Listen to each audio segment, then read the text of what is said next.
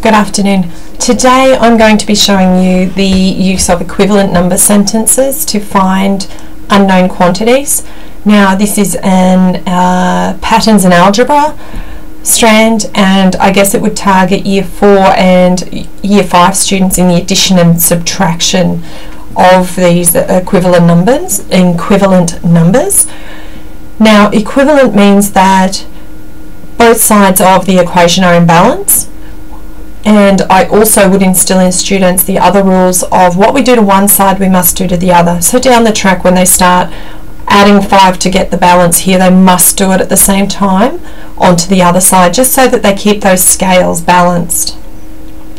The next thing would be the unknown as the answer needs to be on its own at the end of the equation, so that, for example, x equals 2, so that it's clear to whoever's viewing it that x equals 2, and that's what the students have come to in their answers. Now, a couple of ways you can start out with equivalent number sentences. You could say 10 plus 2 equals, I'm going to be talking to a girl called Amy, so I'm going to say Amy needs to find. So 10 plus 2 is the unknown Amy. Okay, 10 plus 2 is 12 equals A. Simple. So we've balanced the equation by saying an A on this side is equal to 12. What if I said 6 plus 3 equals 4 plus Amy? This one's a little bit trickier, but it does give the students the opportunity to balance or make equal the sides, because these are all familiar numbers, rather than isolating that unknown straight away. So what they need to know is 6 plus 3 is 9, 4 plus A. If I took 4 off this side and took 4 off this side, 5 equals A.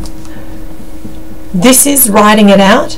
A number of students very early on would obviously be able to tell you with their mental strategies that 6 plus 3 is 9 and 4 plus 5 is also 9. And so A equals 5, and would bring that into balance. Another way of looking at this is to make the equations with the unknown mixed in. So for example, A plus 5 equals 10. Well, we know we've got to get the unknown by itself. What we do to one side we must do to the other. To get A by itself, let's take 5 from here and then take 5 from here. Whoa, there we go. So A, because these cancel each other out, equals 10 minus 5. 10 minus 5 is 5. Now, the last one I'd like to show you, which would be challenging to introduce, is subtraction. Subtraction I think would be easier using this method of balancing out, so the students are getting it into their heads early and can do the basic equations.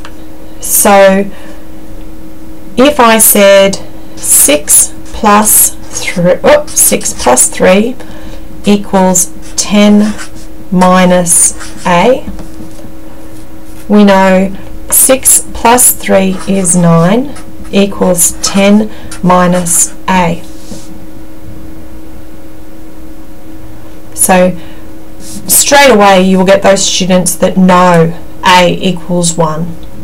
What we have to do is get the A by itself. So to do this, we cancel, we plus A, 9 plus A equals 10. Let's take 9 off both sides to get the A on its own, because it's easier when it's in positive. A equals 10 minus 9 equals 1. It does feel like this strategy has taken a lot of talking, but I think if you are clear and you use simple and you are repetitious to start with, you'll get more students able to grasp the content. And at the end of the day, it's more about the mental imagery and the fact that the unknown stands for something and needs to be by itself, and then the sentence can balance itself out. Thank you.